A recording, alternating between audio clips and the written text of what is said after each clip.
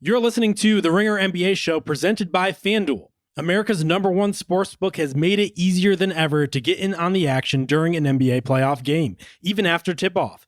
Just look for the live SGP tab on the FanDuel Sportsbook app and build your bet slip. Then sit back, relax, and track the outcome of your parlay right in the app.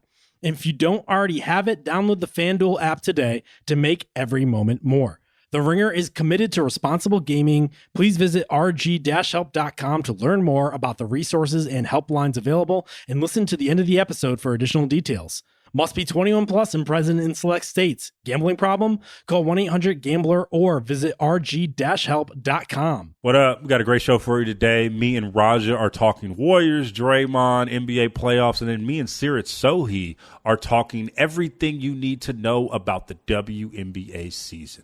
FanDuel is letting you get in on all the NBA playoffs action right from the first tip, because right now, all customers get a no-sweat same-game parlay every weekend when you bet the NBA playoffs. That's right. Just use your token on 3+ leg same-game parlay or same-game parlay plus on any NBA playoff game, and you'll get bonus bets back if you don't win. Let's take a look at the slate. Cavs Pacers, I'm definitely taking the over on that one. I'm taking the over on assists and points from Halliburton, and I'm taking the over on points for Donovan Mitchell. Thunder Nuggets, I'm taking the Nuggets on this one as an outright victory, and I'm taking the over on points, assists, and rebounds for Nikola Jokic, and I'm taking the under on points for Shai Gilgeous-Alexander. There's no better place to bet all the playoff action than America's #1 sportsbook. Visit FanDuel.com/RingerNBA and get a no-sweat same-game parlay every weekend of the NBA playoffs. That's FanDuel.com/RingerNBA. FanDuel, official sports betting partner of the NBA. Must be 21 years and older and present in select states, or 18 and older and present in D.C. Opt-in required. Minimum 3-leg parlay required. Refund issued as non-withdrawable bonus bets that expire 7 days after receipt. Max refund $5 unless otherwise specified. Restrictions apply, including token expiration. See terms at sportsbook.fanduel.com. Gambling problem? Call 1-800-GAMBLER or visit rg-help.com.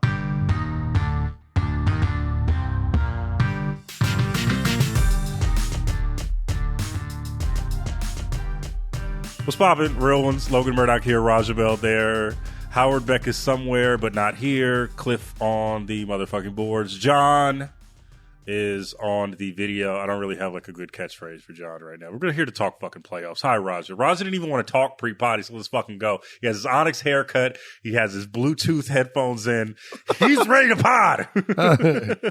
I'm ready to go. Yeah, I don't know. Let's go. It's fucking Friday, man. Let's go, man. What age are I mean, I guess I doubt Cliff would be at this age, Logan. I don't know if you're there yet. Where like you have a closet full of shit that you've accumulated. I mean, I've got a nice sized closet, like full of cool stuff. And I wear like the same 5 things all the time. Like we'll do like a load of laundry in the morning if one of those 5 things aren't available to me, just so I can put it back on. I'm not there yet, bro. I'm not. I use, I'm actually on the other side of this equation where like I have a big closet and it racks my brain to figure out what I'm going to wear. I actually do. You're going to laugh at this. You're going to laugh at this. I do outfit changes throughout the day just based on mood. People roast me all the time for it. Like, I'll be like, I'm not actually, I get back from like a walk or something, I'm changing. Like, I swear to God. I'm sorry. I'm getting, and it's so subtle too, right? Like maybe I'll put on another shirt or like some sweats. I have done at least 3 or 4 outfit changes throughout the day. So, the laundry is diabolical. So all that to say, I can't relate.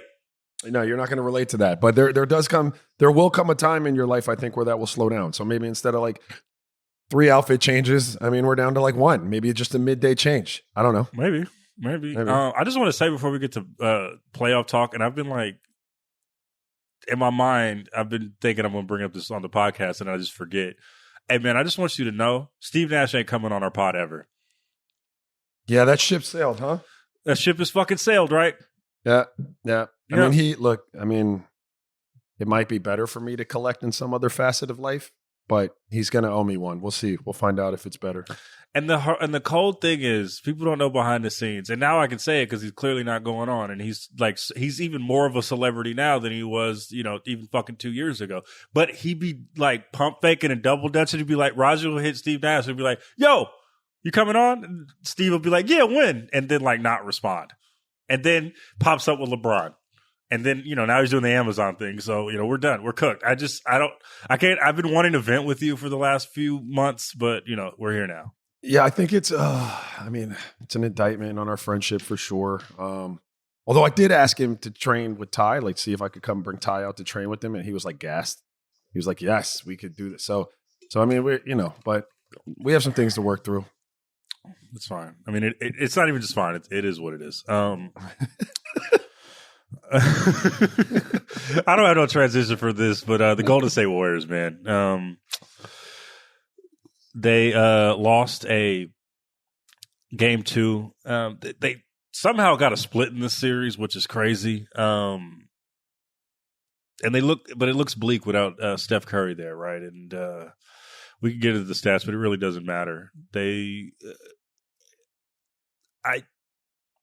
I know I'm the Warriors guy, and I have a lot of thoughts, but I want to get to your thoughts in general. Where are the Warriors right now as a staff, record label, mother effing crew? And we are going to talk about the Timberwolves at some point in this segment, but I want to get to the Warriors part because it looks like they are taking a walk towards the end, and it's looking like it's about to get packed up. Steph Curry hamstring injury since the last time we talked, which is tough. Yeah. People say like a week for that, but I think he's out for the series at least, right? Like it's not even a question. I don't think he'll be back for this series, and probably if they somehow miraculously won, wouldn't come back till the middle of the next series if it's even a normal hamstring injury. Where are the Warriors right now? I mean, I know they're in the abyss, but where in the abyss are they, Raja? Well, they're in a lot better position than you would think, all things considered, because they stole that first game. So, now, look, clearly without Steph, they are not nearly the same level of threat to anyone as they would be with him, right? So, do I give them much of a chance, to do anything past this series? No, but as it relates to this series, I would give them more of a chance than I normally would because they stole the first game. So in that world, I tend to think that they aren't going to win this series. Like I'm going to say Minnesota beats them. But if they should steal another game, or like Ant hasn't been playing fantastic this series, like if he goes cold or any number of things happen, like you almost saw it last night. Ant hurts that ankle. Like when you steal a game, it opens up possibilities for you. So if you fall into another one, now you have a series. I don't think they get out of the series. I think they're kind of cooked. It puts a lot of people into a role on that team that they aren't used to playing. And while you might be able to do that for like a night, on any given night tonight, I think might have been game 6 against the Clippers. I think game 5 is when I hit the shot, if I'm remembering correctly. Game 6, we go back to LA and somebody was out. It might have been Steve. Somebody was out. So it put me in the role of like having to score, like to be a primary. And I think I had like 33 that night, but it wasn't enough to win a game. And I couldn't do that every night. So like you're asking guys that normally are just like, complementary pieces to step up and have to be the driving force of an offense. While Jimmy Butler can, I'd say he's probably not what he was a few years ago himself. And I don't know that anybody else on that roster can really do that in a way that gets them through the series. But winning that first game, Logan, man, that certainly helps. I mean, that Jimmy Butler $120 million contract is looking nasty right now. I mean, he had a triple-double to start the series, but like you said, he just doesn't have the lift. He's also playing with injuries, right? Like, I feel like he's playing with injuries right now that he wouldn't necessarily play with if it was the regular season. I mean, he took that big fall against Houston, and I think there's some lingering effects to that. And he just doesn't have the athleticism he even had 2 years ago. And we always talk about role players being outsized in their roles in playoff time. It's just not sustainable. Like the Buddy Hield, I love the story of Buddy Hield. He's also one of my favorite guys to see in the locker room. It's just not sustainable if you're relying on a guy like this. I want to get your stats really quickly because I just want to, you against the Clippers. This is the 2006 playoffs, right? Yeah, I think so. Yeah. All right. Let's go down memory lane. Let's look at it. Let's look at this. you had against the Clippers, you had 33 in game 4. 4? That was in game 4. Then you had 22 in game 5, which was the game winner in double overtime. And then going back to LA, you had 13. You were 2 of 9, sir. So that's the wrong games, but very supportive of what I'm saying. Like very supportive. One of those games, yeah, you have 33. Then another one, you have 20. But then that 13's showing up. Like if you're relying on me to carry your offense to wins because we're without Steve or Steve and Sean, we're just not going to be consistently able to win games. My favorite thing about this is the NBA.com headline, which says Raja rings bell on Clips. Also, fucking John Marion had 36 and 20. Telling you, bro, Sean was so important. Sean was so critical to what we did. Yeah, it still doesn't think he was seen as quite important enough. But anyway, but let me touch on this because in that same playoff run, I actually pulled my calf, right? So to tie that into Steph's hamstring, those soft tissues are interesting, right? Because you could put like a week to 10 days on it, right? Like that's just a general, kind of timeline. But what you find with those injuries is even if you're trying to convince yourself that you can play on those, because there'll eventually come a point where Steph gets close enough to convince himself, I might be able to go. When they test you, in whatever capacity they're going to test you in practice, like, all right, let's do some lane slides where you're going to slide from one side of the lane, touch the box, slide to the other side of the lane, touch the box. Okay, fine. Let's do some sprints. We're gonna do a suicide. Free throw line back, half court back, free throw line back, full court back. They're going to watch how you move in that. Well, that's all a script. So in a scripted situation, you can protect whatever little pull that you have. Once it's healed to a certain degree, you can protect it. Where you can't protect it is when you drop them into spontaneous, reactive type of play. And that's he's a quick twitch player, too. He's not like he's a normal NBA basketball player. He's running off screens. He has like the fidgety game. That's he's trying where to it shake doesn't and bake. Work.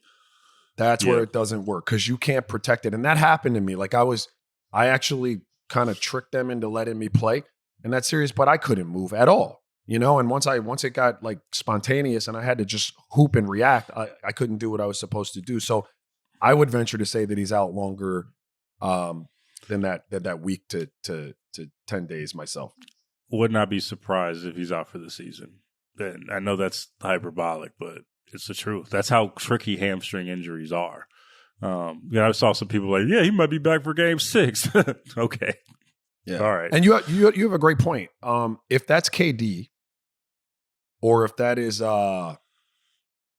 even like Bron, if those are guys that you can basically stand somewhere, Luka, and have them catch the ball because they're big body dudes and they can just get into their mid-post work, I could make a case for maybe you're still not going to be great, but like that's not a lot of running and change of direction. Like his whole game is predicated on movement. Yeah. Yeah, that's going to be difficult. It's going to be difficult. Also, like, I want to go back to the Timberwolves side real quick. What's the deal with Ant shooting right now? What are you seeing? What are you looking at? What has been his problem? Is he going too fast? Because he hasn't shot well from the field throughout these first 2 games, but also like going into Game 7 of the game against the Lakers, like he was not great offensively. That was the Rudy Gobert game. Julius Randle's also been great. Naz Reid has been great, kind of holding down the fort while he's been gone. Like this has been a really impressive showing from Minnesota supporting cast. Kenny Smith said something really interesting about the Timberwolves is that like the guys don't necessarily have to change their roles when Ant is out. They can kind of just still play within themselves because they have a guy like Mike Conley and they have a point guard setup, whereas the Warriors' whole universe is centered around one player and their whole offense is. But what do you see from Ant that is troublesome, and what can he do to get back on track to help this team get to where they need to go? I don't know that anything's troublesome. He's just not, he's not making the pure volume of shots that you're accustomed to seeing him make. I wouldn't say anything's necessarily troublesome. And why I don't really worry about him is because he always gives you an honest effort everywhere else. and I've said this on pods before, like when he's not making shots, he still can affect the game in a lot of ways. And so there's value there, right? Now, for them to, if they should get through Golden State, have the opportunity to beat whoever comes out of the other series in the West, or even moving forward, have a chance to win a championship, you've got to have your number one point produce like a number one consistently. But like right now, I think he's okay. Like, obviously Golden State's wounded. If Steph was healthy, maybe I'd be singing a different tune right now. But as it is, they're not whole. They're going to struggle. And I don't think that it's really troublesome that Ant's going through what he's going through right now. He just needs to find it. And more than anything, you just got to relax and go out there and shoot the ball. Just shoot your way out of it. Keep hooping. Yeah. And I think Minnesota's going to be okay. And the other thing that we have said, I mean, even prior to this series, was Minnesota was going to win. We thought Minnesota was going to win in 5 or 6 games pre-Steph injury, right? Like, this isn't – I think they're that much of a better team. And I think you can see – what was surprising you in that game one, though? Like, how does that happen if you're Minnesota for a team that is definitely inferior to you, but this is just that they caught fire at the right time? Like, Draymond played like it was 2015. Yeah. He was hitting threes. But, like, that seemed like an anomaly game in the moment. What did you see from Minnesota that maybe gave you pause, and also was it just this is fine, this is an anomaly game? They just looked shocked that they got hit the way. I think the way we spoke about the series coming in, about how Golden State was going to be gassed, they expended too much energy, messing around with Houston. There's no way that they can keep this pace. I think that to some degree, Minnesota was listening to that. Not necessarily us, but the narrative had creeped in. Appreciate you, Ant, for listening to the podcast. Thank you, sir. Word. The narrative had crept in a way that you can't let something like that creep in. And I don't think they had the Golden State had Minnesota's full attention, if you will. Now, I know they prepped for them and stuff, but I don't think that they were ready for that. On top of that, not to take any credit away from Golden State, they came out and hit them right in the mouth. They defended their asses off. Like, that was the theme of that particular game to me, was just how swarming that defense was, and how it was from top to bottom on that roster. Everybody that hit the court was like flying around and ready to go. And before you know it, you were in a buzzsaw. Like, you couldn't get anything going. You were turning the ball over left and right. Offense looked really disjointed. If you're Minnesota, and that just fueled the fire that was Golden State that game, and Buddy Hield and everybody else. So I that's one of those that, while it's disappointing and we let that slip, I didn't necessarily look at that one as a sign of things to come for Minnesota in the series. No, especially now. Like, I think Minnesota has a great opportunity to just take control of this series, and I think that they will. I think that when they're on and Ant is on, I think they're pretty unstoppable, especially even against this Golden State team is where they are right now. Okay, so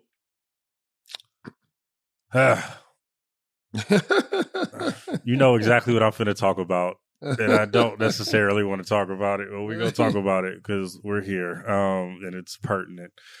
Okay, so so after the game, no, let's just say actually during the game, Draymond Green received a technical foul after what the hell is this, Raj? Walk me through this as a basketball player. He got the ball, tried to go for a shot, or tried to draw a foul on a shot at Naz Reid, and elbowed Naz Reid in the face. He's a flailer. Like, it's what he does. Yeah, when he perceives a foul, or he thinks he's been fouled, his reaction is to flail, and that's always been the weird thing to me, right? It's not, some people flop and try to sell it, but he like flails and tries to like inflict some sort of harm to the person that offended. Right. So he did the flail, inflict harm special, and he gets a technical foul for that. Probably should have got another technical foul for that. And then after the game, I believe he was asked about it, and he just put a statement out, and he says, "I'm not an angry black man. I am tired of the agenda to make me look like an angry black man. I am a successful, highly educated black man with a great family." I want to preface this by saying I believe all of that. I do believe he is a successful, highly educated black man. I've seen his family. He does come from a great family. Draymond is great. His wife is great. Everyone is great. He has beautiful kids that run around the practice facility like part of the family. By all intents and purposes, he's raised a great family. Absolutely. But I do, and I also want to preface this by saying, do I believe that the perception of him being angry and an angry black man, could that be misconstrued? And could people look at him a certain way based on the color of his skin? I believe that to be the case, absolutely, because I would be naive to say that's not the case in the current climate that we live in the history of this country. Absolutely, I believe that. But what I had a problem with Raja was, and also I want to also talk about and give light to the fact that he did allegedly have slurs thrown at him while he was on a stationary bike, right? So all those things, I do believe him when he says he believes that there is an agenda to make him look like an angry black man. What misses the mark for me, though, and what kind of gave me pause was the fact that this seemed to be a ploy to mask the level of responsibility that he holds for not being the best teammate that he can be. When you get 5 technical fouls in 9 games and probably should have got more, and it seems like you're skating responsibility, because I don't think that has to necessarily do with an agenda against you. I think it's your actions, because we all seen it throughout this playoffs and beyond before that, right? He built this reputation brick by brick with the technical fouls, with the flailing, with the kicking, with the punching of his own teammates, with the flailing and kicking that made him get suspended indefinitely and have to get league mandated therapy.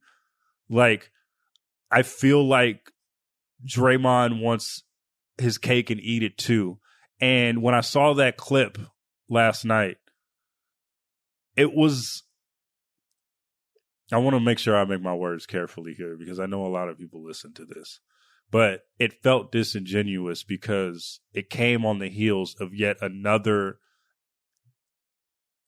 play when you acted selfish to the point where your teammates had to come onto the floor and tell you to calm down, right? And I feel like he has been doing a disservice to his team with the technical fouls, and I'm not the only one saying this. It's the people in the building that are still concerned about how he's been conducting himself and the behavior that he has had. And while I respect all of those things that, I feel like he's going through, I'm a black man myself.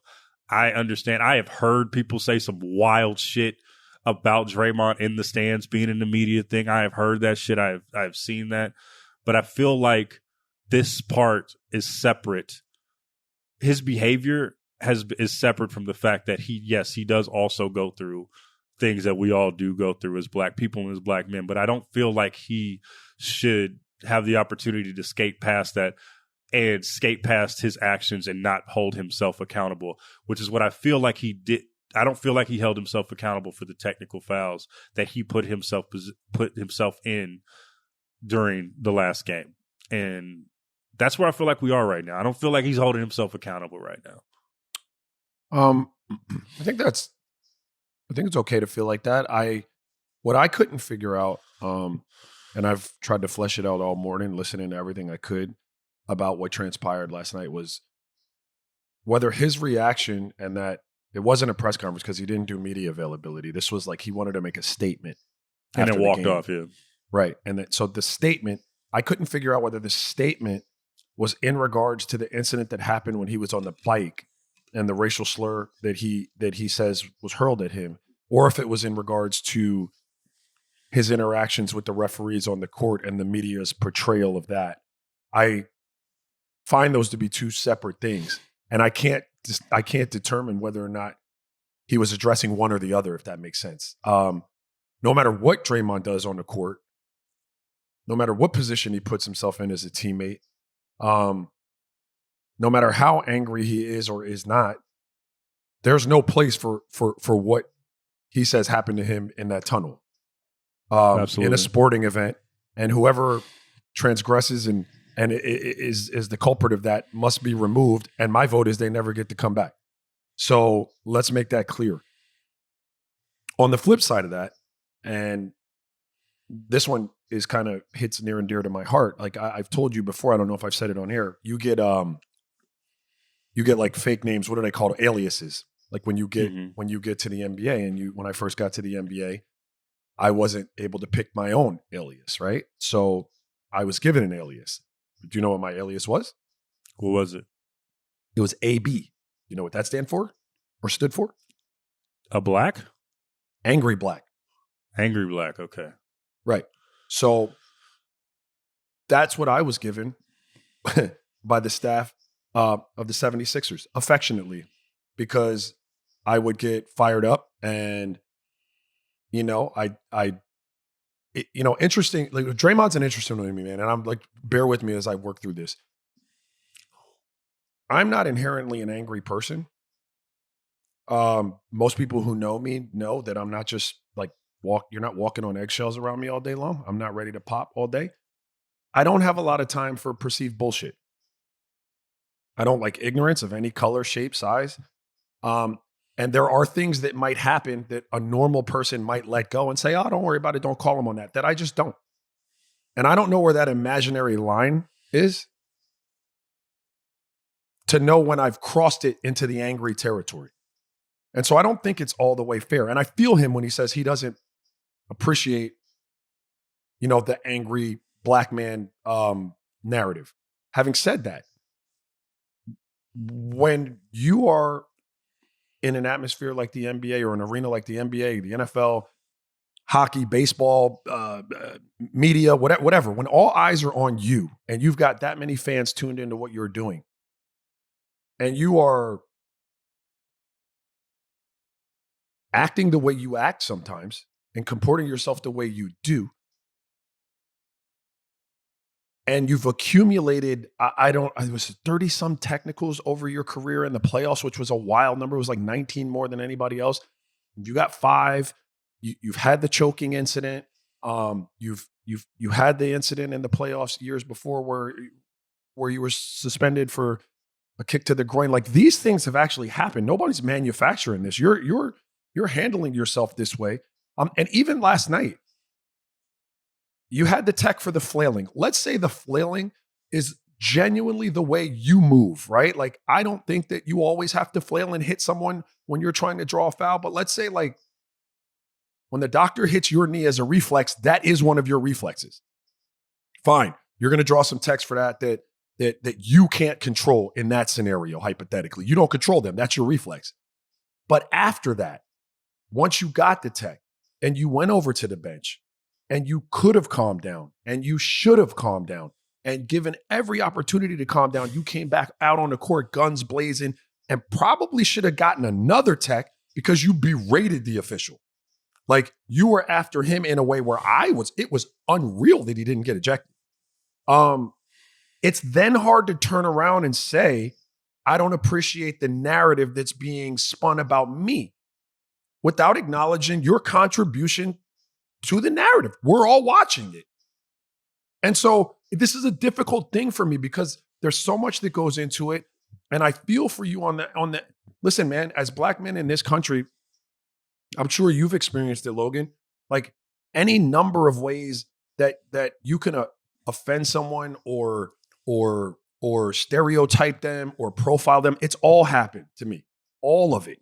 My kids get called the N-word at school. We've been in there multiple times for that. This is happening right now. This is real, right? So I'm sympathetic and empathetic to that. But when you are out there choking and and kicking and hitting and punching, like any number, like, you cannot shirk the responsibility that you have for contributing to that. I don't deem this as someone trying to paint you in that light. Like, I've never heard anyone call him that, but if I did, I would stand up and be like, "Yo, bro, don't say that, dog. Like, that's tacky as shit. It's a terrible label to put on someone. It harbors all types of stereotypes and inherent racism. Like, don't do that." you say he's an angry doesn't have to be angry black. We don't have to do that, right? However, I would just say again, and I would agree with you, Logan, like you have to take responsibility for what you're out there doing, dog. Like, again, I was given that nickname. That was my, not a nickname, but I was given that alias. Alias. I contributed to that. I was in practice doing things and fighting people in a way that from someone just watching would say, yo, bro, he looks angry. You know what I mean? So like, I'm all conflicted about this, Logan. Like, as you could tell, because I probably just said a whole lot without saying anything. But I do agree with you in that, like, look, man, you have done way more than enough for people to think that you're out there being angry. Does that mean that's who you are? Does that define you off the court? Is that who you are in your personal life, in your personal space at every minute? No. Is it fair to say that you might be angrier than someone else, and just because you are doesn't mean that you're an angry person? Absolutely. Like, who the fuck are you to tell me what I could be angry about? Where's the line drawn in the sand that says you don't have to be offended by that, but because I am, I'm angry? I don't subscribe to all of that. However, when you're out there doing what you're doing and the rules say you can't do that, then you don't get to stand up at the mic and say people are creating that narrative. I agree with you in that. Yeah, I mean, and also like in these games, Raja, like you talk about a leash. He has a super duper star type leash when it comes to the officials for reasons that I just don't know at this point, right? Like you just said about he probably should have gotten ejected last night. Absolutely. There was also the play against Eason. What was it? I forgot. Game 4, Game 5 when he got stripped by Eason and tackled Eason. He had already had a technical foul that gave him a flagrant and didn't eject him. Yeah, should have been out on that one around. Should have been out on that one, right? And I remember the first thing that came to mind was when I saw this quote. This was one of the group chats, but when I saw this quote from Green last night, is I was immediately thinking back to Warriors Media Day from 2024, this season actually, where a reporter asked Draymond, basically was like, people are worried about you around the arena, around the team, just because of your actions and things like this. What is your response to that? And his response was, I'm a successful black man. Same response, right? And when I saw this clip, and again, I agree with everything that you said. I also feel like he probably is vilified for the color of his skin. I do believe that in this climate that we're in. Like, whether he was yelling or not, I think that he would get that regardless. That being said, last night when he said what he said it in a way like, who's going to he said it and then he walked away, but who's going to challenge him in that media scrum, right? And it's not even a beef, but like if you have like a majority white reporters there, and what are they going to say? Like, even if they were in the right, it's not a great look for you to be like, well, I don't think that. Why would you say that as another reporter, right? Like, he basically had a cheat code to say that and walk off, because who is going to, in the moment, be able to say something like that?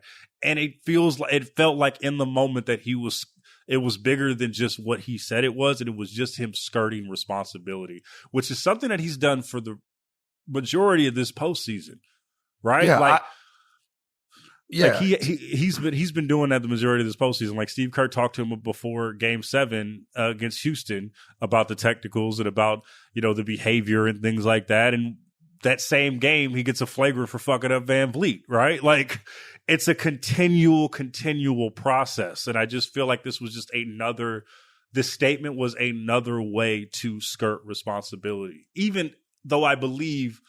And I know it's a convoluted thing, and I know some people probably won't understand it, but I do believe that he feels that he gets vilified for the color of his skin. It's not a thing to say. It's not a crazy thing to say. No, let's do this. First of all, try to compartmentalize this. Just put it in. Number one, I don't know, and you're more familiar with the narrative around Draymond. You're in the market. You're way more tapped in to the media. I've never really seen anyone writing pieces that I would say over an accumulation of time have painted him as an angry black man. I don't read all the Draymond press clippings, so maybe there is someone out there that's trying to paint him in that light. when I'm watching the games and listening to the broadcast, and I don't get the feeling that that's what someone's trying to do to him, paint him as a villain. Like, he may perceive it that way, but it doesn't give that to me. I don't feel that. Well, I was saying is I could see how he could perceive that, right? You're a guy that is continuing to like do these things, and you feel like you have a target on your back, and I can see why he would feel that way. Yeah, I understand what you were saying, and I agree. I'm just saying, like, if I'm keeping it a buck, I don't get the feeling that any one person is out there, or any league or anything is trying to create the narrative. Creating the narrative means we've got nothing to go off of, and we're just going to, hey man, let's conspire to paint this picture about someone, and they've got no culpability in it at all. But I don't, that's not what's happening. Like, you're doing it. You're out there acting the fool and acting like an ass, bro. Like, people are going to report that. Like, that is really happening. Let's get back to, like, because there are people, some very close to me. I married, and we're an interracial couple. My kids are biracial kids. And I was met with family members on the other side that didn't fully understand where I was coming from all the time and some of the things that I said. And so I'm not naive to the fact that there are people out there, when I tell them that Luka and the Joker and Dirk Nowitzki and Steve Nash in my time would berate officials. Like, I'm talking about some of the worst. We just saw Jokic do the people's elbow to fucking Lou Dort the other game. We just saw that from Jokic. No, but I'm not even talking about physical player to player. I'm talking about the berating of officials and calling them every name under the sun, and not being portrayed as having anger issues or being like complete skate on on that reality. And Draymond or Rashid in my generation, or someone like that, being turned into like a villain, because of it. That's a real thing. Like, if anybody out here, like, you hop on my socials if you want, debate me if you want. That's a real thing. So I'm not absolving Draymond of absolving is the wrong word, but I'm not saying that Draymond, doesn't slightly live in a world where his transgressions are magnified in that space, right? And maybe to some degree that I'm saying he might be slightly right, but you've put yourself in that position so many times. And on a deeper level, again, Barry, look, I didn't prep for this, but like, maybe that's what Draymond's saying. Maybe that's what he's saying. Maybe he's saying, hey man, I play Luka and I play Joker, and I was in the league when Dirk was in the league, and they don't get texts for this. Like, they don't. And I do. I'm not putting words in his mouth. I'm just saying maybe that's where he's coming from, because I'm trying to figure it out today too. I would just say that if I were Draymond, I'd really be reflective and look and realize that while you get a lot of texts, get the benefit of the doubt a lot of times, dude. A lot of times. So your leash, whether you believe it or not. Like, he's getting restraint from the refs that, like, the refs would show to, like, LeBron or somebody like of a Kobe or another stature that he's just, quite frankly, just is not in. So it's always surprising that he gets the benefit of the doubt on these things, because even when you talk about Luka and you talk about Dirk and you talk about Jokic, right? They are of a different like class of him as a player, and that's just what it is, right? Like it's just different. It's a funny thing, and I just thought about this. I interviewed Draymond in 2021, and he said something really interesting, and I think it goes to the psyche of what you just said. I remember it was the context was I was asking him a question like how it felt to lose, right? Because it was coming off the heels of them losing a lot in a way that he has never lost before in his life during the 2019-2020 season. And he said it was very, very tough. And I'm paraphrasing here, but the part that he said that stuck out was people were talking shit to me. And that was weird because honestly, the only person that can actually talk shit to me in terms of accomplishment is LeBron. And I was kind of floored to hear that, right? I was just floored to hear that. But that speaks to the psyche that you're talking about. He truly believes that he is of that class, right? I don't think it's a crazy thing for him to think like, oh yeah, like those superstars are getting those calls or saying all that stuff and they're getting vilified and I'm not, and I am, and they're not getting vilified and I am. Like, what's going on? But you've still missed the mark, though, was my point on that, because you might be right, but you still missed the mark, because if you'd reflect a little bit and watch your interactions, you'd realize you're getting way more rope and way more leniency than you think. Oh my God. I know. We've done 40 minutes on this. I do want to talk about the playoffs. It was fascinating, though. No, it was really fascinating. And I found myself this morning, for any number of reasons, Logan, like just really all over the place emotionally about that, right? Like, just me really too, man. Like, I was really, before I got onto this podcast, Raja, I wasn't angry, but I was a little fucked up, man. I'm not gonna lie. Like, those comments really messed me up in a lot of ways, and it wasn't because, like, I internalized them. Obviously, as a black man, I felt them as a black man. I believed them as a black man, but the context is everything. Right. And I think that was the big thing. But this morning, it really fucked me up, man. Like, I didn't know how to I knew we had to talk about them in this podcast. And I think that's what fucked me up about it, is that I just didn't know. I didn't know, man.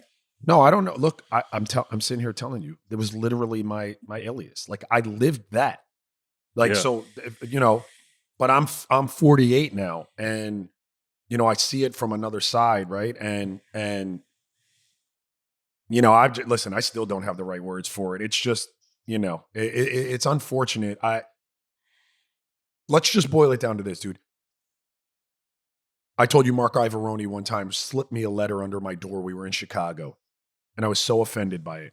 I was so offended. And it was basically saying, hey, you got to get yourself under control. You'll cost our team eventually if you can't control yourself, so on and so forth. I wrote him back a very nice letter and slid it under his door.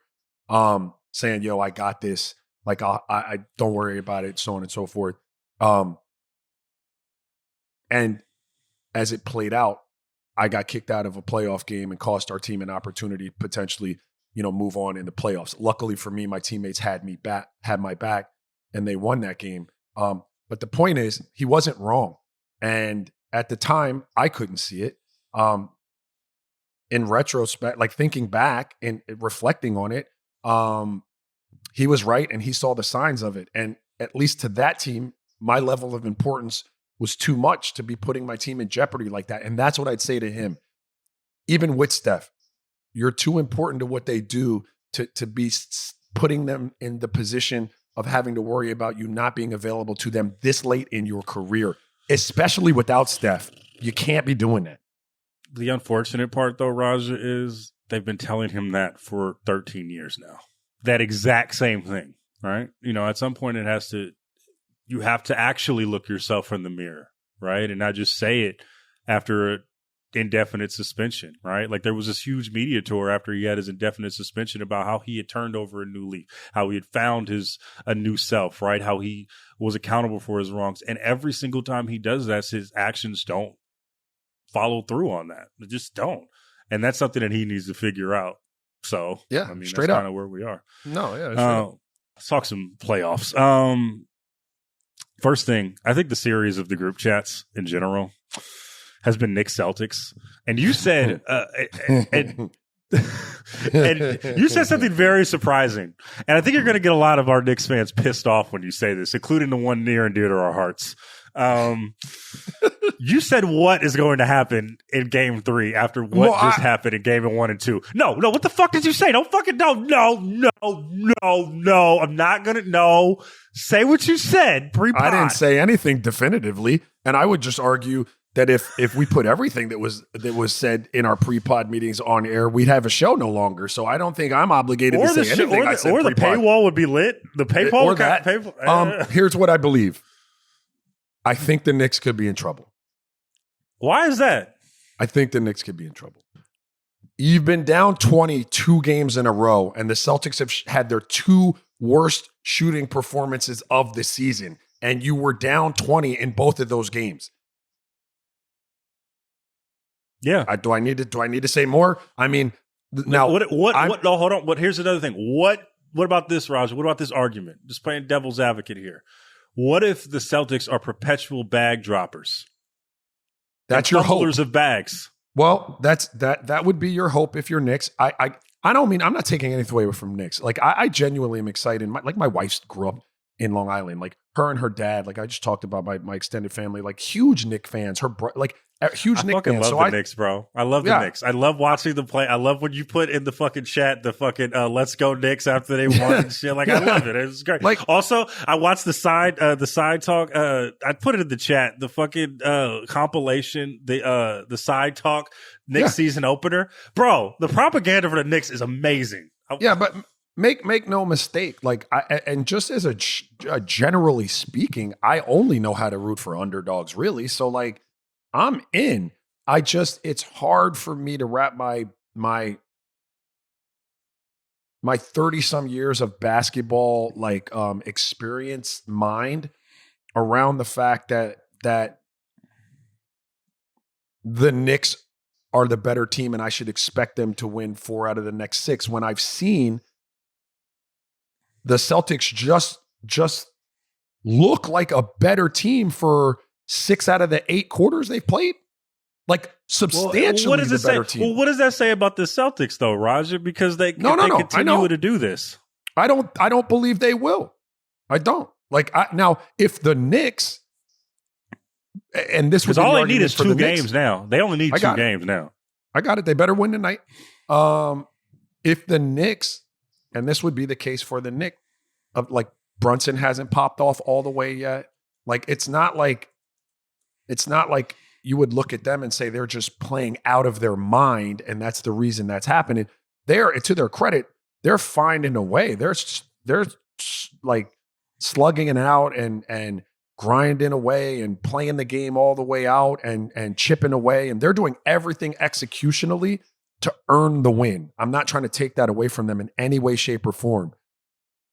But I have to be realistic when I look at that and say, man, it's not always easy to pull away from someone by 20, especially when you're not shooting the skin off of the ball. If you were just barraging people with threes and there was a boom, boom, boom, boom, boom, boom, boom, like you could be up 20 in a heartbeat, but that's not what's happening. They're like pulling away.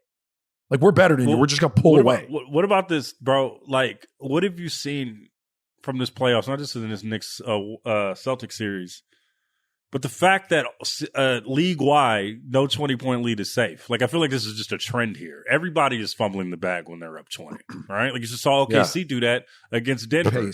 Pace, and shot selection.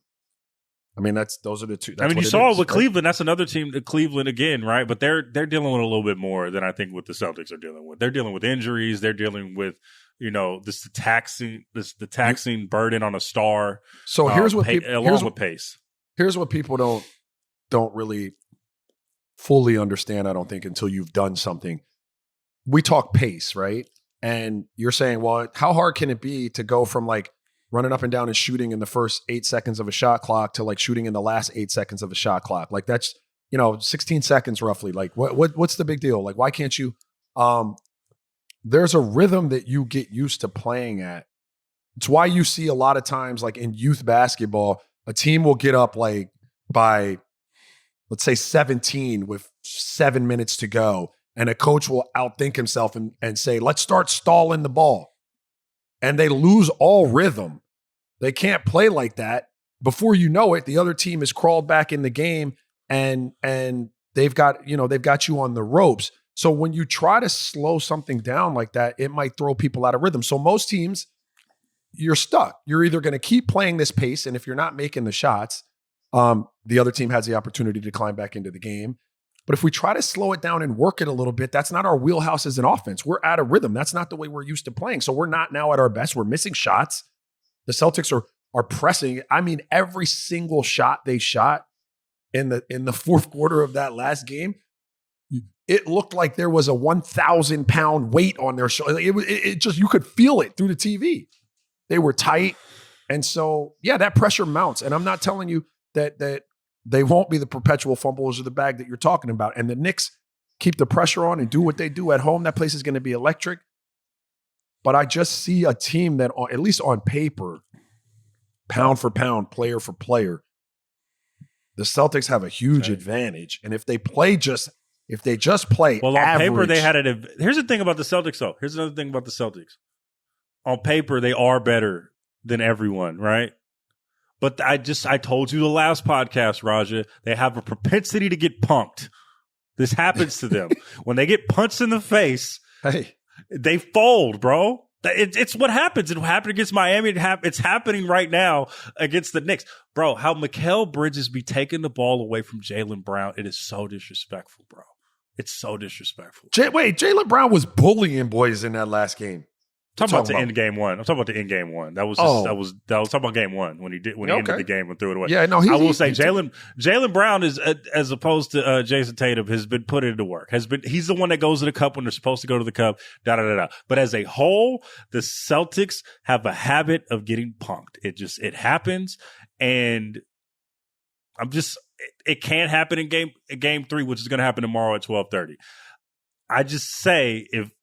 It's not out of the realm of possibility. I think you're giving them too much of the benefit of the doubt because, yes, on one hand, they are the better team. They absolutely should win. But we shouldn't be 0-2 right now. If you're the Boston Celtics, they're getting punked, bro. They're getting punked. Oh, no. Yeah. Everything you said is correct. Like, I can't argue any of that. I saw. What you see? I saw that Boomerang came up on my phone the other day, and they were sitting there at the table, and what was it? What was the actor's name, man? He was the dad in Friday and John Witherspoon. Oh, John Witherspoon. Yeah, and he said something about eating the pig from the rooter to the tutor. So from rooter to. Yeah, you're right. From the rooter to the tutor, you're right. But I would just sit here and apologize to all my Knicks, fans and friends and friends. I know you got a lot of Knicks friends. I don't have a great feeling, and I hope I'm wrong. I just don't have a great feeling. Okay. What is your feeling on the Cavs Pacers that's actually happening tonight? I don't have one.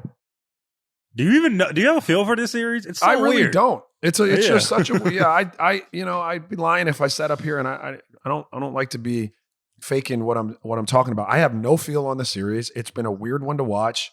I don't have a great opinion on that. Sorry guys. I love Tyrese Halliburton. I know that though. I do know that. So I came on here and said I agree. I said that Jalen Brunson is one of the best closers in the game, or the best closer in the game.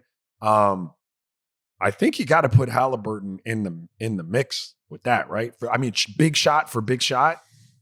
He's one of the best. Shots. I have a chip on my shoulder players in the league, at least top 3. Like the I took it personal player. We talk about with the player poll where they said he was overrated. And his dad's going to pop out and hold a flag in your face. Straight up. I'm going to just say this, though. And I know you know this, Raja. NBA players and athletes in general got to be some of the most hating motherfuckers on the face of the earth. Just haters, bro. Just like, oh my God, you would believe because you played in a league, but just the amount of players that just hate on other players behind the scenes is just astounding. You go into a locker room and be like, yeah, you're really that good. Blah, blah, blah. And I guess you guys need that to have the edge or whatever, but y'all some hating mofos. Y'all are just some hating motherfuckers. I genuinely didn't really hate on a lot of people. That wasn't ever my thing. And I try to. You feel what I'm saying though. I do. It does exist. And for him to be voted most overrated, that's pretty wild. But whatever, that mofo. You give me a select. There are a select few group of people in the league right now that I would take with the ball and an opportunity to win the game. Give me those guys to put the ball in their hand, and he's one of them. Absolutely. OKC, Denver. What's your feel for this series, brother? I don't have a feel for it either because Chuck went on a limb, and if you can't tell, I am watching Inside the NBA all the time now just for nostalgia. We're not going to have it no more, so I got this iteration of it, so I'm just always watching now. But after game 2, Chuck said they were championship contenders after OKC was after that win. And yes, in theory, obviously they're championship contenders, but that was just one game, right? They were still the bag fumblers in game 1, and they're going back to Denver, which is a hard place to play. And I do know that Michael Porter Jr. has been struggling, and I do know all of that Murray struggled, and it just seemed like a game where they just got blitzed really early and they couldn't recover from it. But Denver is a very hard place to play, and I don't know. I don't know what's going to happen in Game 3, Raj. I don't have a fucking clue. I wouldn't take anything away from that game. Yeah. I mean, Denver's also the type of team with enough experience to basically put it into neutral a third of the way into that game. When you're say we ain't got it. This is never we'll never pull out of this hole. So, you stop really competing. When do you run cardio in that? When do you run cardio in those type of games? It's like I mean, quarter, start of third quarter? That one, it was earlier because they had 80 points at the half. It was like, what was the halftime score? Bro, it was like 40 to like 15 when I turned it on because I turned it on a little late and I was like, God damn, well, I guess I'm not watching the rest of this game. Yeah, well, I was there early, so I was watching it until it got just completely out of hand, and it looked like they shut it down early, like some point in the second quarter. I mean, I know they came out in the third quarter, and everyone's going to come out in the third quarter and say, hey, we're going to give it the old college bullshit. Like you ain't look so locked into me. What I would say about that series moving forward is a game like that, what you could take away from it if you're OKC, nothing for Denver, nothing. There's nothing. But for OKC, that is the monkey off of your back from game one. If you're saying, telling me exactly what a doctor would prescribe for a remedy to what happened in game one, it would be what happened in game two. Beat the brakes off of them. Everybody get involved. Everybody get a taste. An absolute rout. Like, just drill them. And I think that takes a little weight off of their shoulders in a way, going back to Denver. Even more weight than just a regular win would have taken off. Yeah, absolutely. Absolutely. Because you could see they were timid in game one. Like, they went from being the 68 win team to just the team that is one of the youngest teams in the league and ain't been there before, right? Which is, you get it, right? The lights are, by the way, Paycom Center looks electric. I love those black shirts. I love how it looks like it looks like a theater in there, right there, with like the black shirts and then the court going all, it just looks great. I just wanted to, Paycom Center, you're doing your thing. OKC is doing his thing in general. Always a great place to play. Always. I mean, it's always great. You played in OKC before, right? Yeah, I mean, have they gotten a new arena recently? Like, I don't know. No. So it's the same place, just rebranded. The OKC fan. It's always a great place to play. And they're on top of you. I've never been there for the postseason, but I've been there for a few regular season games. Not that there's much of a difference because they are loud as fuck no matter what, but it's a vibe. It's the only thing in the state. It's also one of the rare places. I think what's the other place? I think Phoenix is another place like this where the basketball team is the number one story in that region and is the number one team. It's pretty special when the NBA team is like that.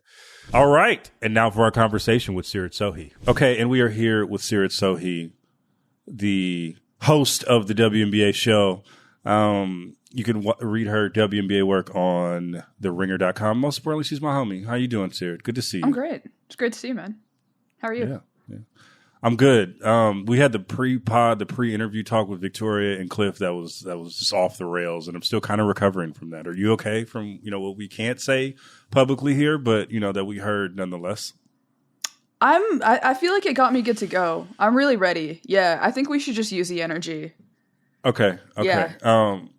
So we are here. Full transparency, we have 5 questions for each other on the WNBA season that neither one of us has reviewed yet. Like, I don't know what Seerat's going to ask, and I'm kind of scared about that. So, with that being said, Seerat, what is your first question for me? Wait, why are you scared?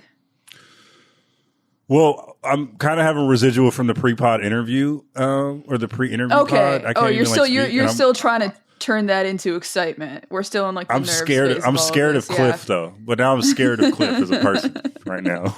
Well, it wasn't really that big of a deal. Of course, it wasn't. Yeah. Okay. It wasn't that big of a deal, but okay. Yeah. I'm gonna start you off with something easy because I know you were at the Sparks Valkyries preseason game, the first game in Valkyries history. Are the Sparks a top 5 team for you? I feel like I already know the answer to this, but that's the thing, you guys. Like, sometimes you ask questions that you know the answer to for the sake of content. Yeah. The Sparks are absolutely not a top 5 team in the WNBA. They're probably going to be a bottom 5 team. I am not impressed with them whatsoever. That's going to lead into my question for you at some point. So I will not talk about the trade that we will talk about in my next question.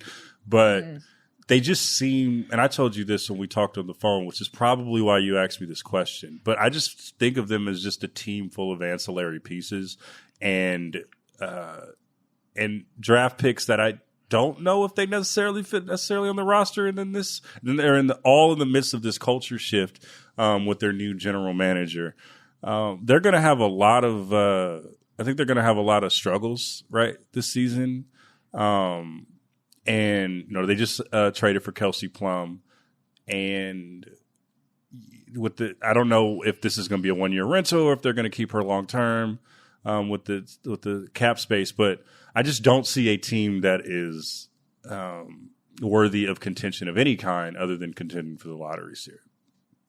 Well, that should have been what they were doing if they really are going to be as bad as you think that they are. But I feel like they are part and parcel of a WNBA storyline that we are seeing across teams this season, where everybody all of a sudden wants to be very good very fast because they want to catch up to this moment. And I feel like LA kind of got caught with their pants down last season. No practice facility, Magic Johnson doing interviews saying, hey, I'm going to be better, I'm going to be around. And they fired. How many their arenas coach. do they play in? Last year, well, okay, you know what? My Sparks hot take is that I actually like the Long Beach arena that they played in because I don't think that they had I think sometimes the overhead lighting for a lot of sporting events is just a little too glaring, and it's just it's built for television. But I really like the shadow that you saw the players casting the Long Beach arena. I'm being 100% serious. I know it sounds like I'm roasting them, but it totally reminded me of when you see those remastered old school pictures of Wilt Chamberlain, and you can see his. Yeah. It's just kind of cool. Every time in the NBA Finals, tall, and then then it's his shadow is 10 feet tall. That every time in the NBA Finals they do that picture. They do that picture in the NBA Finals every year where it's the low light that it doesn't look like the arena at all. It just looks like puppets playing. That's what it's like when they play in the arena in Long Beach. Which, I mean, exactly. It would be cool if that was their home arena, right? But you never know where they're going to play on a given night. They could be playing at the Galen Center. They could be playing at Crypto. They could be playing at the Convention Center. They could be playing at your local high school. We don't know, right? Which is the Sparks in a nutshell, which is so. And I am a recovering Sparks fan. I think I've fully renounced my Sparksdom over the last 8 months, but.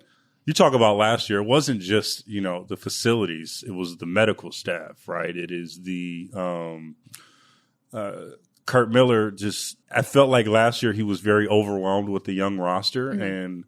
And you talk to people in that locker room, and it feels like he got overwhelmed and kind of checked out that last part of the season. Then you have the Cam Brink injury, and you don't know if she's coming back. I think we're hearing different things. You're here in June. I'm thinking sometime in July, which is also an ACL injury. You don't really want to rush it.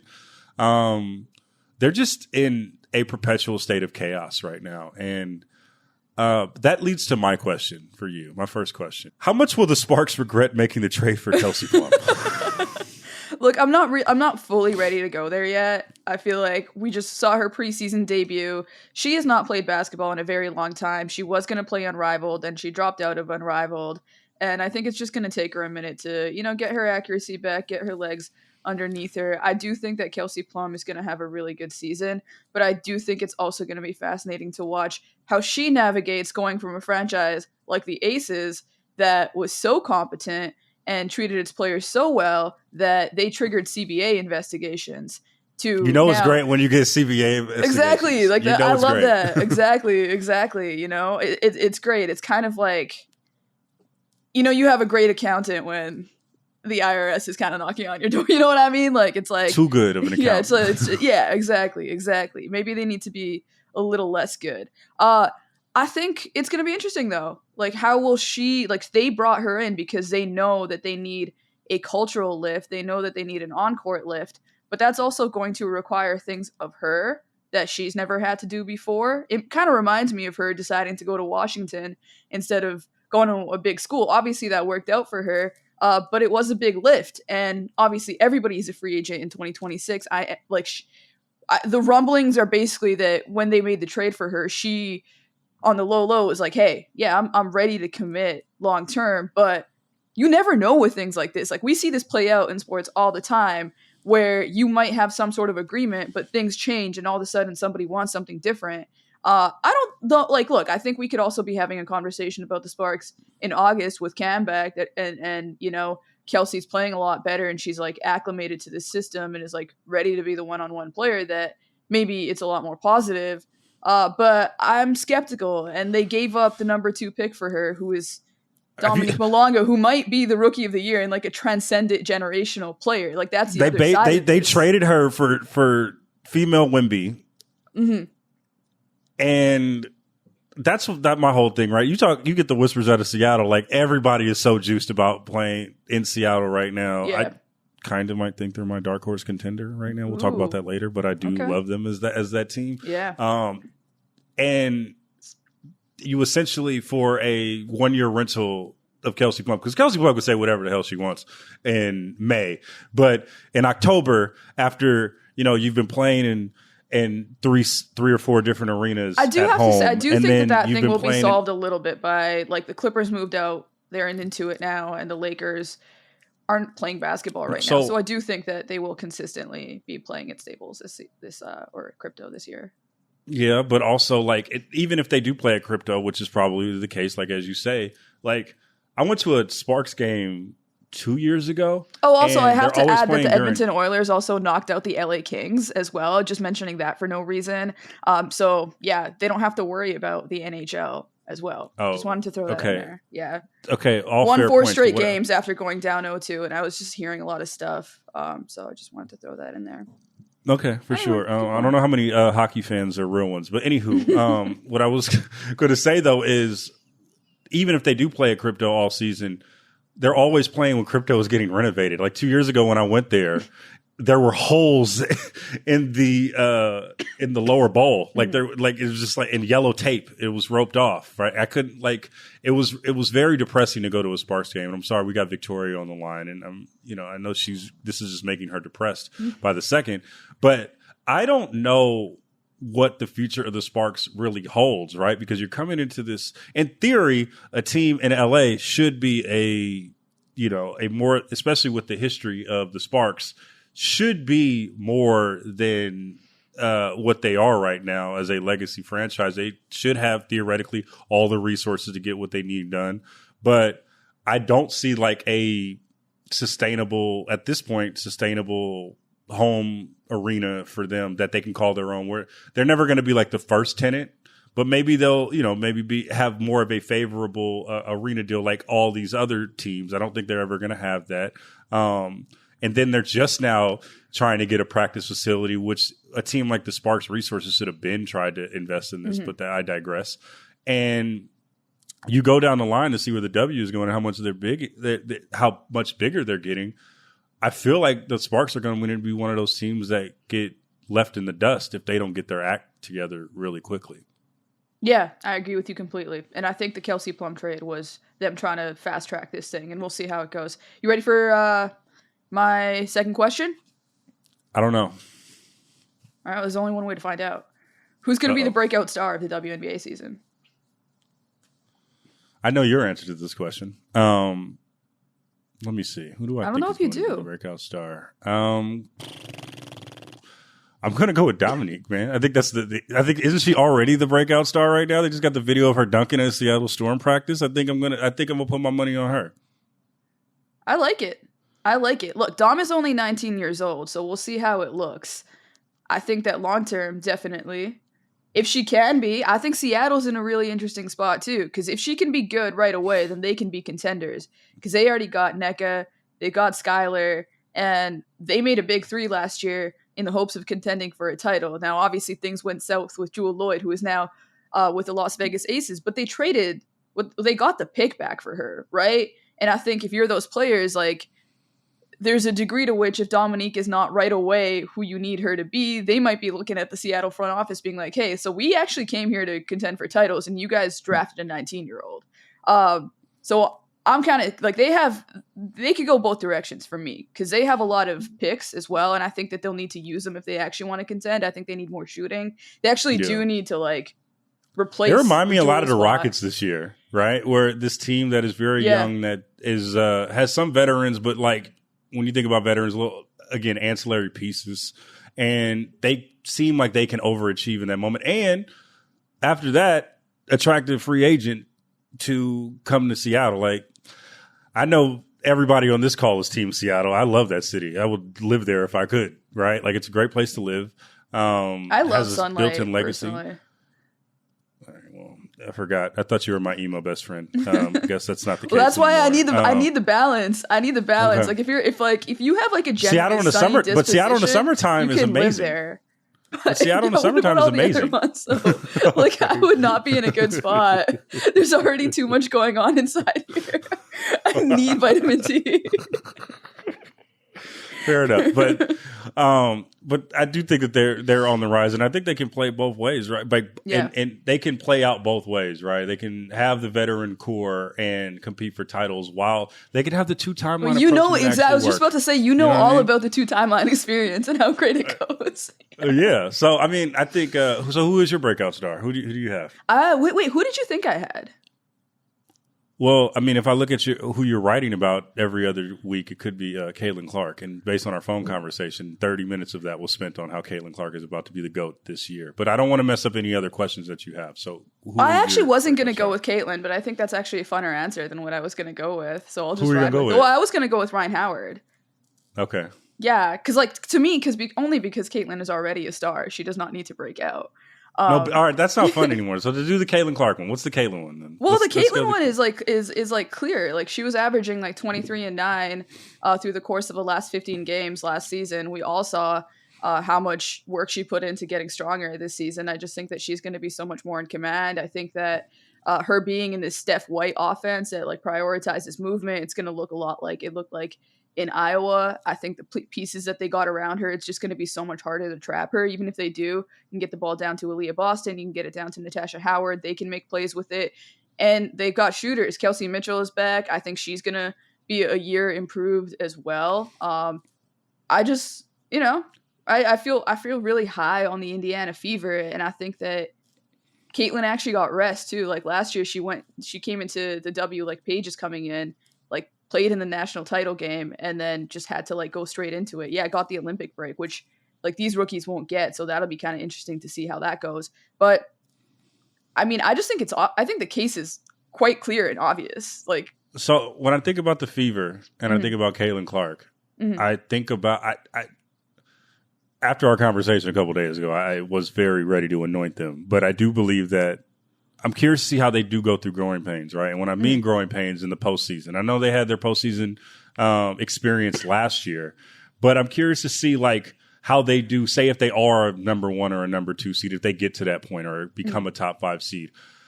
How are they going to go through the rigors of their first playoff berth? Similar like how OKC is going through right now, right? Where they are, how do they respond to being the best? And that's what I'm curious to see. And I think there's going to be some growing pains that go there. I don't think they win the title necessarily this season. Yeah, I don't think so either. I think they scare the living daylight out of somebody while they're trying to figure it out. And I think that's where they are right now. And I'm excited to see what they do in October. But you made it a damn good, compelling case about the Fever, and almost to the point where I almost picked them to win it all. I think about it. I think about it every day. You want to do it. You're playing double dutch. You're just scared right now. You want to do it. You want to say fuck it and go ahead. Well, I was going to ask. I can ask you your title picks. Like that was definitely going to be one we'll of do my that questions. the end. We'll do that at the end. Okay. So I have a question for you that's building off of Caitlin Clark since we both brought her up. This might get us in trouble, but I'm just going to ask a question anyway. Do you buy Angel Reese as a formidable foe for Caitlin Clark for the rest of their careers? No. I mean, and it's like I also like I hate having this conversation where we compare Angel and Caitlyn all the time because I feel like it's so lazy. It's lazy. They're not similar players at all by any means. And I think that I think Angel is going to have a fantastic season. I think that what Chicago and Tyler Marsh is doing with her, moving her out into the perimeter, keying into her like latent playmaking skills that like that have never really been utilized since she went to LSU. Definitely were not utilized last year. I think using her as like just like simple stuff like, oh, she could end up being the greatest rebounder basketball has ever seen. So when she gets the ball out of the basket, she can handle the ball and run the break.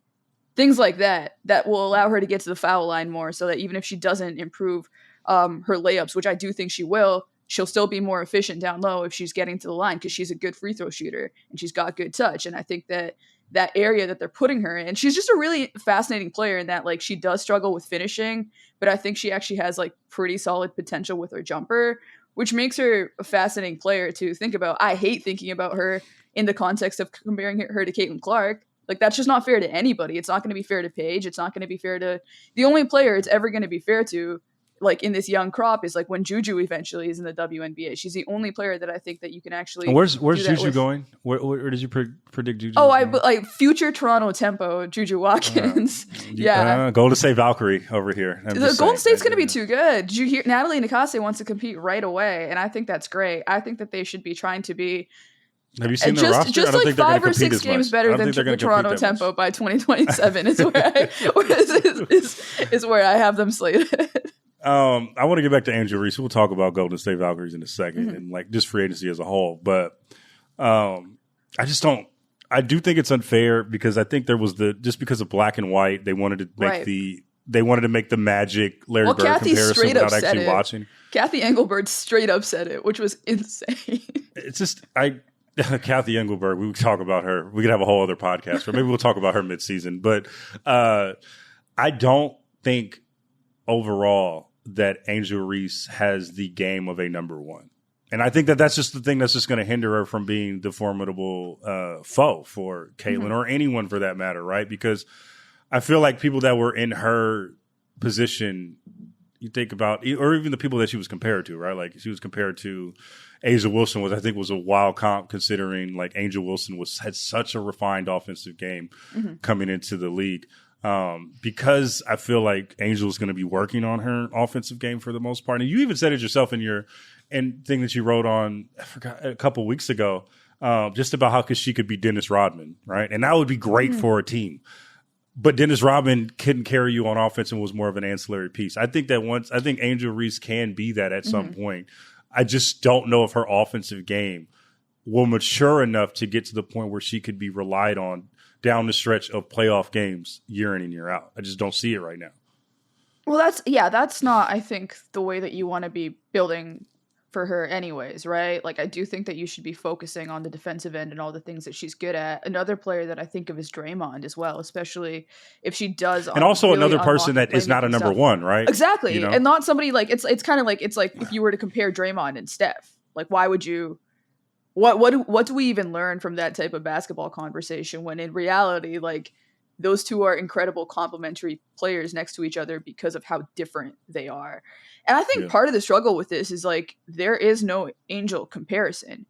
She is such a unique player in terms of her high level strengths and also her high level weaknesses as well, that it's really difficult to talk about her in a way that compares her to anybody else. But in reality, like if you're thinking about down the stretch of games, like it's probably the offense should be running through Camila Cardoso, who has the potential to be an incredible post player and also a great playmaker as well. And then you have these shooters and Ariel Atkins. What a walkie roster that the Chicago Haley Sky Van Lith, have. though, honestly, man, I believe in Haley Van Lith. I really feel like she could be their future guard. Maybe not this season, but I think that like she'll come off the bench this season. I think she'll have a couple performances that really make us go wow. And then like third year Haley Van Lith, I'm looking forward to that. I understand. I don't like the roster setup at all. It was just a lot of turnover as well. Like we'll see. I didn't love the trade. That's another trade I didn't love, especially because I mean Sonia Citron just looks so good. They could have had her with the number 3 pick, and she would have been perfect as like their future lead guard. But the front office hasn't been really great since Candace left, to be honest with you. I mean, it's just since that championship run, they've kind of been downhill since then, and it hasn't really been that much continuity. And like they had half the team leave them last year. I like what they did this season, though. What did you not like about this season? I didn't love the Ariel Atkins trade, but I like understand it. Also, didn't love the fact that they got rid of the coach that Angel wanted to have. Right, like if you invest in your franchise star, yeah, you know, like I don't know, man. Like. Sorry, go ahead. No, go ahead. What's up? Go ahead. Look, like I think on a on like a level? raw speeches level, and like being a player's coach and like making players believe. I think Teresa Weatherspoon was an incredible coach for them. You know, I think that she connected with her players on an emotional level, on a game plan level, on like a running practices level. I just don't think that she was like really up to the task. And I think that on some level, what Chicago's goal is going to be this year is like maintaining that identity that they found of like, we don't care what anybody thinks of us. We're going to be like this hard-nosed defensive team, but also trying to like professionalize. And I do think Tyler Marsh is a guy for that. I think Teaspoon was just she was just a little inexperienced. Like she just didn't have. It's like Mark Jackson and Steve Kerr. A little bit, I think. Except yeah, that's it was actually, a little too early, though. Yeah. But I actually like that comparison. Where like Steph didn't love it when Mark Jackson was fired, but at the same time, it was the best thing that ever happened for his career. Absolutely. We're on you right now. What's your next question? Do we get to a point where the W starts to show any public frustration with Unrivaled? You kind of took mine. We'll just combine this question because I had will Unrivaled overtake the W as the prominent women's sports league in 5 years. But I think we're about a year away. And also don't underestimate the friction between Unrivaled and Athletes Unlimited. By the way, too. Oh, interesting. Yeah, there's some beef there as well. Oh, really? Yeah, absolutely. Do go on, Logan. No, because Athletes Unlimited started out as what Unrivaled became, right? Like, and instead of, and then I think there's a lot of pushback because, and I understand why this happened, but there's a lot of pushback. Like, well, why didn't you invest in us? Like, we were Athletes Unlimited is like, well, why didn't you invest in us and make us the sports league, considering we were here first? And we had the W and we put out the motto. And I understand why Unrivaled was like, and the people around Unrivaled was like, no, we want our own stuff because Athletes Unlimited is a part of a bigger conglomerate of like volleyball and other different types of sports. But there is a bit of friction between those leagues. And I think that that's another thing that could bubble to the surface as well. I mean, because essentially Unrivaled is taking trying to get Athletes Unlimited out of business, right? So that's going to be an interesting thing. The W, it depends because the fact of the matter is they're going to be criticizing their own players. And there's a delicate balance that you have to have. It's one thing to criticize another league for taking your players like a la like Live PGA, but like how in the middle of a CBA negotiations, how much do you want to piss off like Breanna Stewart and Nafisa Collier right now? Like, I don't think you want to do that. So there's a delicate balance. I think there might be like some subtle petty shade, but I don't think it's going to go full on and full go. What do you think? I think, well, that's a similar question to what we're going to be facing with CBA negotiations as well. If it does ever get like to a point where it's contentious, the W does have to ask itself, well, how bad do we want to make our players look in a moment when public opinion is turning, but is still very fragile and is also, I think, going to look very different with women negotiating for more money as well. Like we already kind of see some of the narratives that come out around like the W and like, oh, these players want more money, but the league doesn't actually make money. And it's like way more nuance in that, especially in this moment where like, I just don't think you could, like, I think that conversation is a little bit outdated. But it's kind of, I mean, it's sort of the similar sort of issue, right? Like those two things are very, very tied in together, which makes it so fascinating for me. Like Nafisa is also a VP on the Players Association, and they've talked about, hey, we do think that Unrivaled is going to be a factor in CBA negotiations. So I think that everything ended up being like really, really well timed for the players. I do think we've already seen a little bit of like not subtle like shade, but like a little bit of like Kathy Engelbert was asked about Unrivaled at the where was the presser? I think it was before the draft, and she essentially like she was asked about like why were the, well it was actually so this was let's backtrack a little bit because I think Unrivaled has been really savvy with their press releases and drops and stuff, like going back to free agency where players are announcing where they're going to in the NBA in the WNBA season on Unrivaled, like while they're doing their media appearances for Unrivaled. So if you're writing about WNBA free agency, if you're writing about Brittany Griner going to the Atlanta Dream, for example, you have to basically or Sabali going to the Mercury. You have to cite Unrivaled. And that's like complicated, I think, for ESPN too, because Unrivaled is a TNT property as well. So there's like a whole bunch of things going on there. But then the day before the draft on a Sunday night, it's leaked that Paige is going to be joining Unrivaled as a player, not just as an investor, and that she's going to be making more money in her first year than she'll make over the course of her 4-year rookie contract. So naturally, Kathy Engelbert, in a press conference that she is trying to win because she just wants to talk about how the league is growing, one of the first questions she's asked about is, hey, what do you think about the fact that Paige is going to make more money? And she basically says, look, like the league has way less overhead. They play in one spot. It's 36 players. It's 10 weeks. Like it's just way less costly. And I think that's not necessarily shade. That's a fact. But it was the first sort of like public moment where I felt like I saw Kathy look a little bit annoyed that she was being asked about Unrivaled. Yeah, I mean, it's kind of the USFL, NFL type thing, right? Where there's 2 rival leagues and 2 different seasons.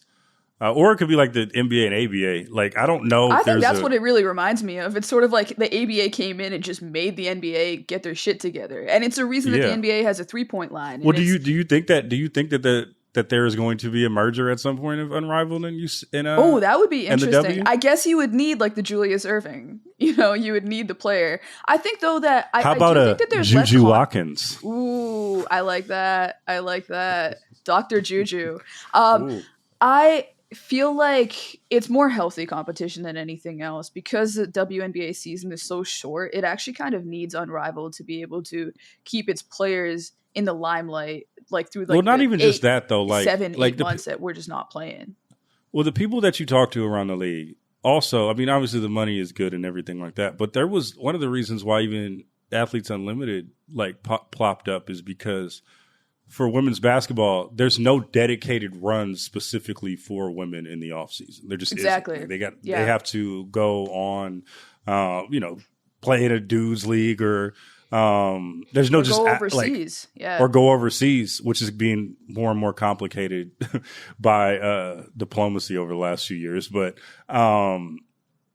that's something that they needed, I think, even just to stay fresh in the off season, right? And why not make some bread on top of that? It's going to be interesting, the relationship between the 2 leagues. And especially like this second year is going to be like, is Asia Wilson going to play this year coming up? Right. Like that's another big question. And it's just going to be fascinating. We'll see what happens. Who is your dark horse contender? I kind of like, I pump fake mine, but who is your dark horse contender? Dark horse contender. Your guilty pleasure contender right now. My guilty pleasure contender. Ooh. I don't know that I have one, honestly. I could make one up, but I truly feel like there are 3 contenders in the WNBA this season, and I don't feel like anybody else is going to be. Who's your WNBA League Pass love affair? Who's my League Pass love affair? Oh, okay. All right. This I can get into a little bit more. I feel like the Sparks are definitely going to be up there. I feel like they're going to be a really fun team to watch on the offensive end. I don't think they're going to, like, that's what's going to make them fun. I think they're going to play with a lot of pace. I think they're going to shoot a lot of threes. I think they're going to get a lot of points on the board. And I don't think that they're going to really be able to defend anybody. They gave up 82 points to the Valkyries, which was nuts. Yeah, to the Valkyries in their first game ever. And like after a first half in which they were like, like they had to go into that first half, into the second half and be like, don't be discouraged, you guys, like the Valkyries did. So yeah, not the best showing. I think Azrae Stevens had a few nice blocks, but they need Cameron Brink to get back ASAP. And then once Cam is back, the defense gets better, but we also get to watch second-year Cameron Brink, who was one of my favorite League Pass players last year because she was doing so much more than she did in college. Like she was making plays from the 3-point line. Like she was driving like from like way up. Like she was just a lot of fun. We got some corner threes. We got more playmaking. I think she's a really fun player. So as much as I don't like really necessarily believe in the Sparks as a lot of Sparks talk today. A lot of Sparks talk. Yeah, a lot of Sparks talk. I do feel like they're going to be really fun to watch. I'm going to go with Seattle. I can't wait to watch them play when they come out here in the Bay. WNBA basketball in the Bay Area is like amazing. You got to pull up to Chase Center. Like it's awesome. I'm coming. How was the atmosphere? What was it like? It was crazy. 17,000 for a preseason game. It looked like it was the first time I saw that many people at a W game, and I've been going to W games since I was about 8 years old. And I remember going.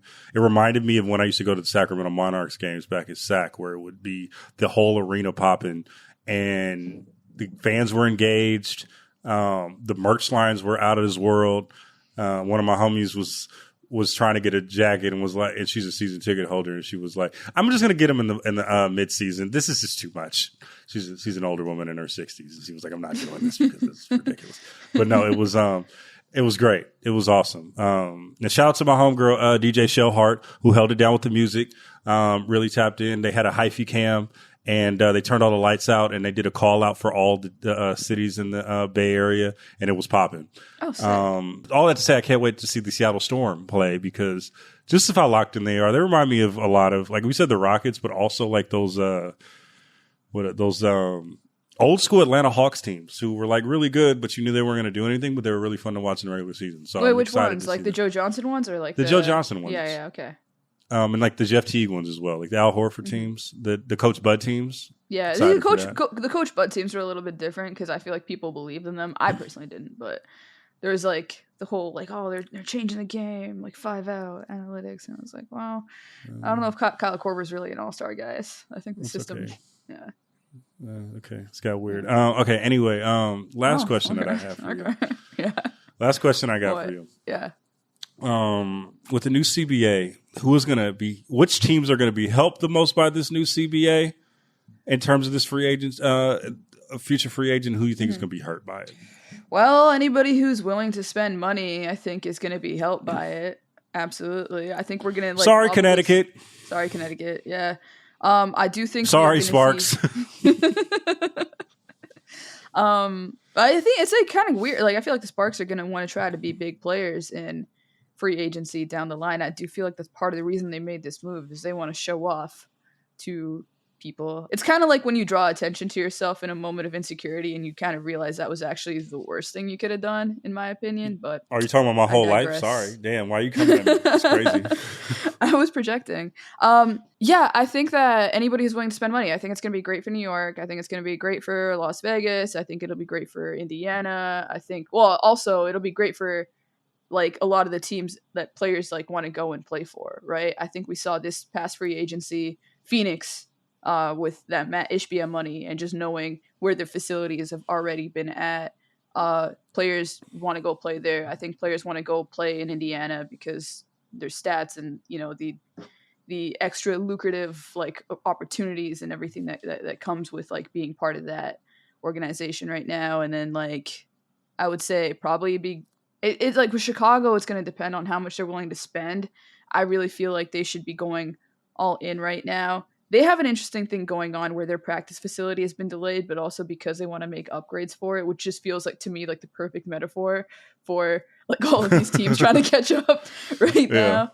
I think it's going to be great for my Toronto Tempo personally, because look, they're not going to have the problems that Toronto Canadian teams have historically had with attracting players to come and play. Like you don't have to worry about the cold, because there's one thing, you know, like you've been to Toronto in June.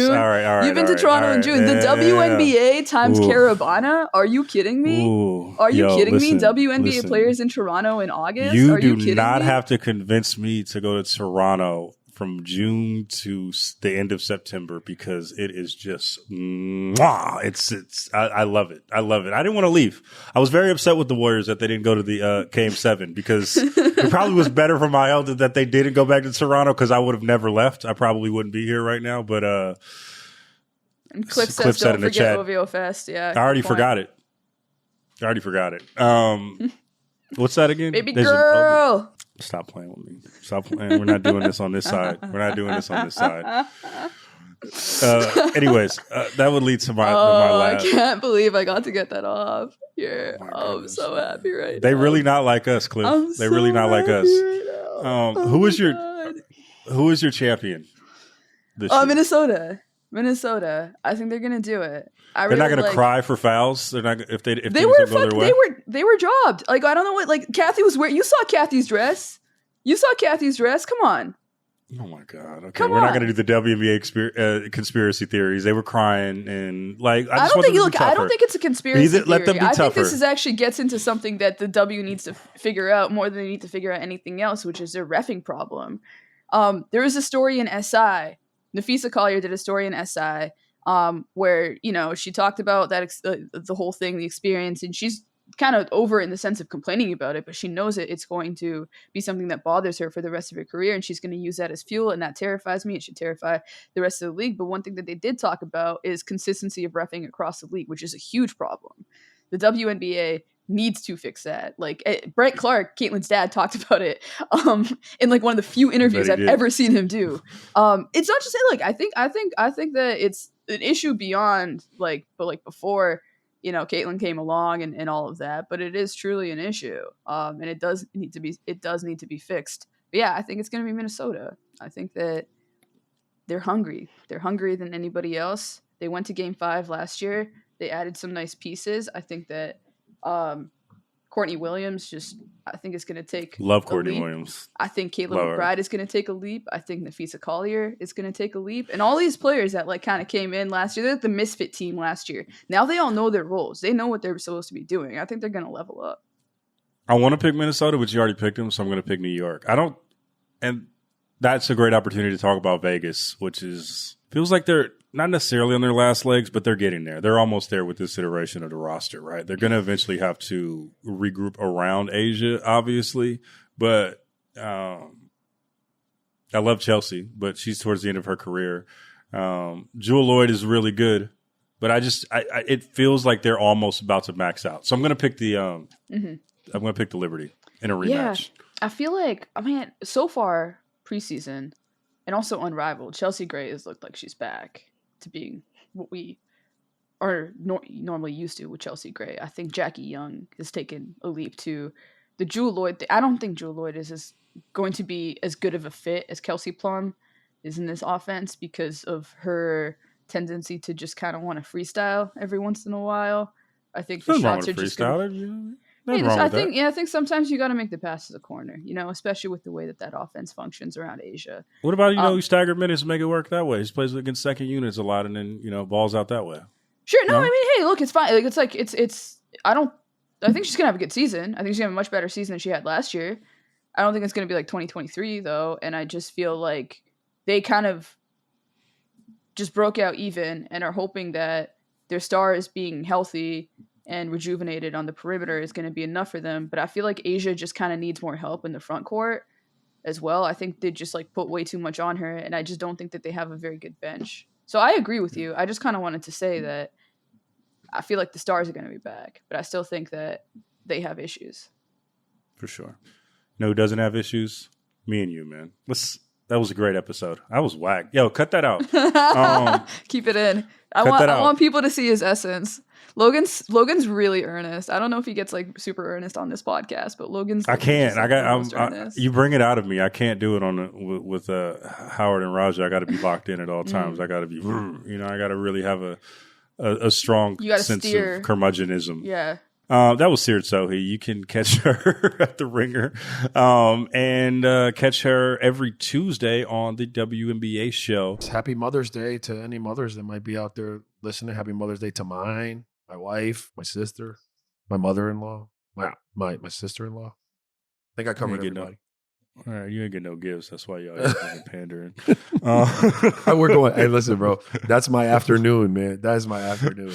I understand. Let's get your wife out of here. Yeah. Vibes. Your mom. All of them. My bad, but everybody, bro. Happy Mother's Day. Yep, gang.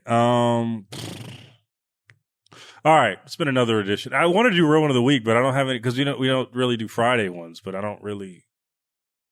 Do we have it? I'm gonna do a real one of the week. Shout out to my young buck Ty Bell, who made ESPN Top 25 for the first releasing of the 2028. That's my real one of the week. All right, I'm gonna do a real one of the week. Shout out to my nephew Ty for getting on ESPN Top 25.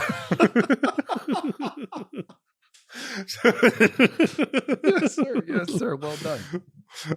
Shout out to Neff. And he's not going to Temple, Cliff. Calm the fuck down. Get the hell out of the chat. Stop playing. Relax. Calm down. Who knows? You have to say that. Just say it. Who knows? Get Don Staley back up to Temple, right, Cliff? Get her back, and then we'll figure it out. We'll see what's up. Cliff, we got the bag. Relax. That has been another edition of Real Ones. Shout out to all the affiliates. Shout out to all the homies. All the shits. Make sure you talk to, or make sure you tap into realonesmailbag@gmail.com, realonesmailbag@gmail.com, realonesmailbag@gmail.com. Howard will be back Tuesday. Wait, no, he's back Friday. I don't know when the hell he's be back. Just realonesmailbag@gmail.com. We'll see what happens. I don't know what the hell's going on with the show. I'm loopy. It's Friday. Give me a break. All the shits. Bye.